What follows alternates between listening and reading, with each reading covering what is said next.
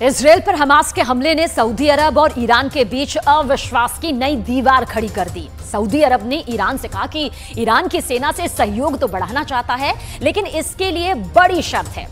यह शर्त ऐसी है जिसे ईरान कभी पूरा नहीं कर सकता। अब सवाल क्या है? दरअसल सवाल यह है कि क्या यह सऊदी अरब का डबल गेम है?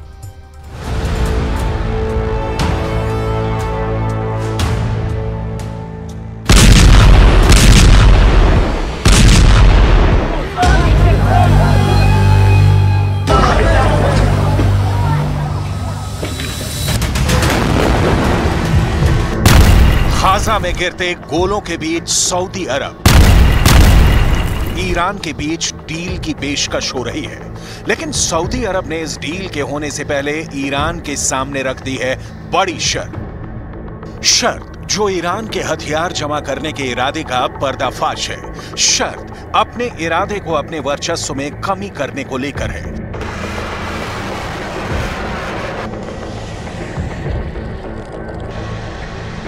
सऊदी अरब ने ईरान के साथ सैनिक सहयोग बढ़ाने के पहले सीधे और स्पष्ट शब्दों में कहा है कि ईरान क्षेत्रीय ताकतों को हथियार सप्लाई करना बंद करे।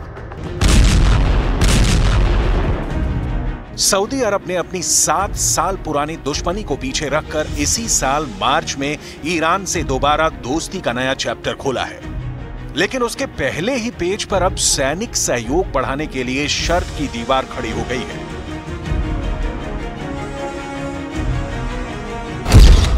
सऊदी अरब ऐसा क्यों कर रहा है? सऊदी अरब ईरान से आखिर चाहता क्या है? ईरान क्यों मानेगा अपने दोस्तों को हथियार सप्लाई नहीं करने की शर्त? क्या सऊदी अरब खेल रहा है डबल गेम? सऊदी अरब ईरान को हथियार सप्लाई करने से क्यों मना कर रहा है? इसकी डिटेल में जाने से पहले यह जानना बेहद जरूरी है कि ईरान किन किन देशों और संगठनों को हथियार सप्लाई करता है, और इसके पीछे ईरान की मंशा पैसा कमाना कम, अपने वर्चस्व की स्थापना ज्यादा है। यमन के हूथी विद्रोहियों को आता है ईरान से हथियार। लेबनान के हिजबुल्लाह भी ईरान का हथियार ही चलाते हैं। गाजा पट्टी के हमास लड़ाकों को ईरान से मिलते हैं हथियार। सीरिया को भी ईरान भेजता है हथियार। ईरान रूस तक को हथियार सप्लाई करता है।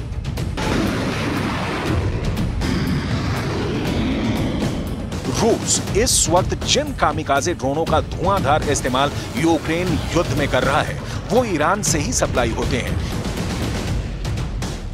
ऐसे ड्रोन हमास के पास भी होने के कयास लगाए जाते हैं। अब सवाल यह है कि सऊदी अरब से सैनिक सहयोग बढ़ाने के लिए ईरान हथियार के दम पर हासिल अपने आधिपत्य की बलि क्यों चढ़ाएगा? इस सवाल का जवाब डिटेल में दिखाएंगे। इस वक्त सऊदी अरब की इस शर्त के पीछे और पूरे ईरान सऊदी अरब के बीच रिश्तों की नई और बेहद दिलचस्प कहानी को समझना बहुत जरूरी है। सऊदी अरब इस समय कूटनीति की पिच पर बढ़िया खेल रहा है। हमास के इजरायल पर हमले ने सऊदी अरब को ईरान पर नैतिक नकेल लगाने का मौका दे दिया है। कैसे? इसे विस्तार में समझिए।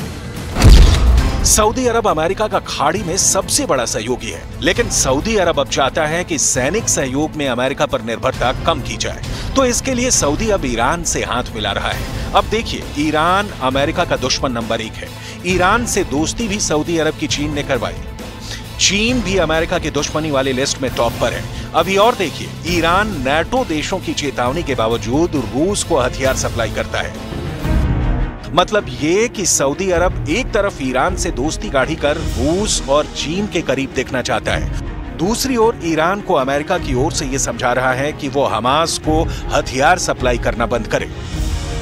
मतलब ये दिखाने की कोशिश हो रही है कि सऊदी अरब ने अमेरिका के साथ वही पुराना रिश्ता अब भी कायम रखा है। सऊदी अरब और ईरान के बीच दोस्ती और दुश्मनी एक ही सिक्के के दो पहलू हैं। ये दोनों खाड़ी देश अपना वर्चस्व स्थापित करने के लिए लड़ते रहे हैं। यहां तक कि मार्च 2023 में दोनों देशों के बीच जो दोस्ती स्थापित हुई है, वो भी सुविधाओं वाली शादी की तरह है। आपको आगे दिखाएंगे कि ईरान हथियारों की दौड़ में इस वक्त कहां से कहां पहुंच गया है और ईरान क्यों नहीं छोड़ेगा हथियार सप्लाई करना। लेकिन अभी सऊदी अरब की ईरान से दोस्ती की असली मंशा। अल अक्सा मस्जिद में जब इजरायल की सेना घुसी तो इसका विरोध करने में सऊदी अरब आगे रहा।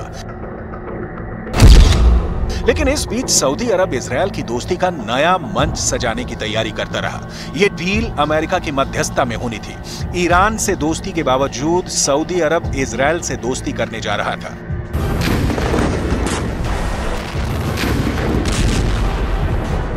ऐसा इसलिए क्योंकि सऊदी अरब को गाजा से ज्यादा चिंता अपनी है, इजरायल उसके लिए फायदेमंद है। तो एक तरफ तो सऊदी अरब इजरायल को गले लगा रहा था, दूसरी ओर ईरान से गलबहियां कर रहा था। हमास के हमले ने सऊदी अरब के इस दो तरफा चरित्र को बेनकाब कर दिया। जिस अल अक्सा मस्जिद में इजरायली सेना के घुसने को हमास ने पूरी दुनिया में इस्लाम के खिलाफ हमला बताया, बदला लेने के लिए इजरायल पर हमला कर दिया। सऊदी अरब ने उसमें हमास का साथ देने से इनकार कर दिया। यहां तक कि ईरान पर भी हमास को कंट्रोल करने का दबाव डाल रहा है। सऊदी अरब अपनी सेटिंग में बिजी है और ईरान अपनी। कई पश्चिमी मीडिया में रिपोर्ट आई कि हमास का हमला ईरान के ऑर्डर पर हुआ, क्योंकि ऐसा नहीं होने पर सऊदी अरब इजरायल के बीच डील हो जाती और ऐसा होता तो ईरान की सारी कूटनीति और क्षेत्रीय शहंशाही स्थापित करने की ख्वाहिश मिट्टी में मिल जाती।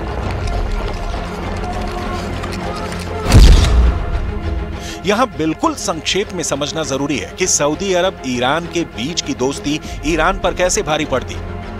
इजरायल सऊदी अरब डील होती तो ईरान क्यों होता परेशान? पहली वजह, ईरान के 3 मुख्य दुश्मनों इजरायल, सऊदी अरब और अमेरिका के बीच बड़ी डील होने की संभावना पैदा होती। दूसरी वजह, सऊदी अरब इजरायल की डील से खाड़ी में शक्ति संतुलन सऊदी अरब के पक्ष में झुकता, क्योंकि डील की मध्यस्थता अमेरिका कर रहा है। तीसरी वजह, खाड़ी में ईरान की बढ़ती ताकत पर तत्काल लगाम लगाने की संभावना पैदा होती।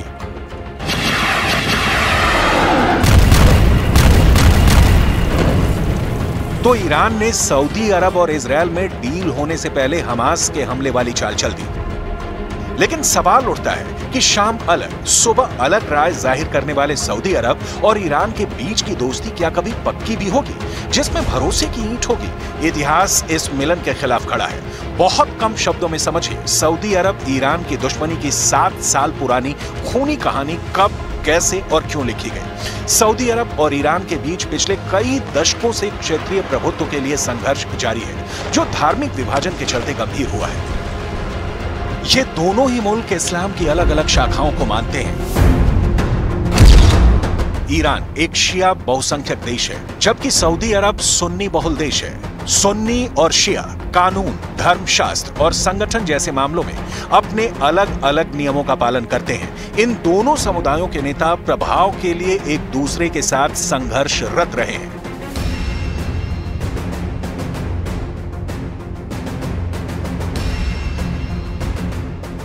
सीरिया से लेकर लेबनान और इराक से लेकर पाकिस्तान तक कई क्षेत्रीय संघर्षों ने इस विभाजन को बढ़ाने में अपनी भूमिका निभाई है।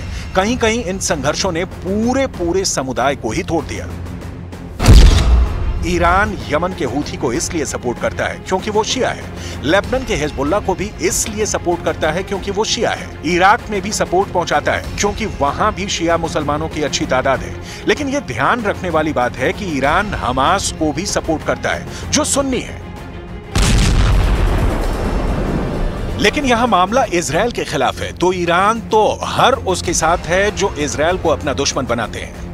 लेकिन दिक्कत तब हो जाती है जब ईरान के हथियार संपन्न देश या संगठन सुन्नी बहुल सऊदी अरब के दुश्मन हो जाते हैं। इसीलिए तो सऊदी अरब नया समीकरण बनाने की कोशिश में है। लेकिन यहां दिक्कत यह है कि यहां भी ईरान सबसे बड़ा रोड़ा है। चीन और रूस से सऊदी अरब का डायरेक्ट मिलन हो ही नहीं सकता, बीच में ईरान आएगा ही। और फिलहाल सऊदी अरब के पास इसका कोई हल नहीं है, लिहाजा सऊदी अरब का डबल गेम जारी है।